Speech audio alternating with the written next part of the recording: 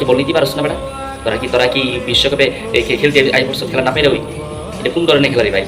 মেসির হাতে কাপটা 100% উঠলইলে এই মেসির হাতের যেই মেসির সাথে যে খেলোয়াড়টি কুলাঙ্গাটি, এই কুলাঙ্গাটির ভিতরে আমার সম্ভবত গাবিলাতি ছিল। এই গাবিলাতির কারণে মেসি আজকে এই অ্যাওয়ার্ডটা পায় নাই। তো গাইস, আর্জেন্টিনা এত বাজে খেলা খেলেছে বলার বাইরে, একদম বাজে খেলা, একদম বাজে খেলা। আমি একজন আর্জেন্টিনার এই খেলার ভক্ত হিসাবে, মেসির ভক্ত হিসাবে আমি আন্তরিকভাবে মর্মাহত, অনেক দুঃখ মনের ভিতরে, অনেক আবেগ ছিল খেলাটা জিতবো, কিন্তু এত বাজে খেলা খেলেছে।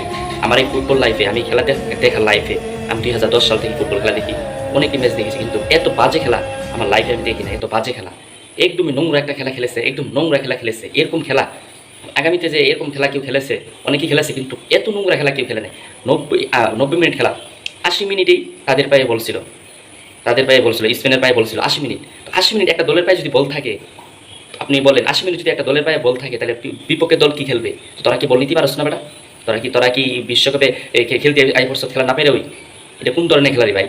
মেসির হাতে কাপটা 100% উঠলইলে এই মেসির হাতের যেই মেসির সাথে যেই খেলোয়াড়টি কুলাঙ্গাটি, এই কুলাঙ্গাটির ভিতরে আমার সম্ভবত গাবিলাতি ছিল। এই গাবিলাতির কারণে মেসি আজকে এই অ্যাওয়ার্ডটা পায় নাই।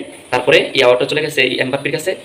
তারপরে এই কী যে বলে, এই মেসি এই কাপটা মেসির হাতে পায় নাই।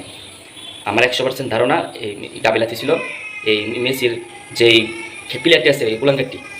তো গাইস, এই ভিডিওটি শেয়ার করে দিবেন।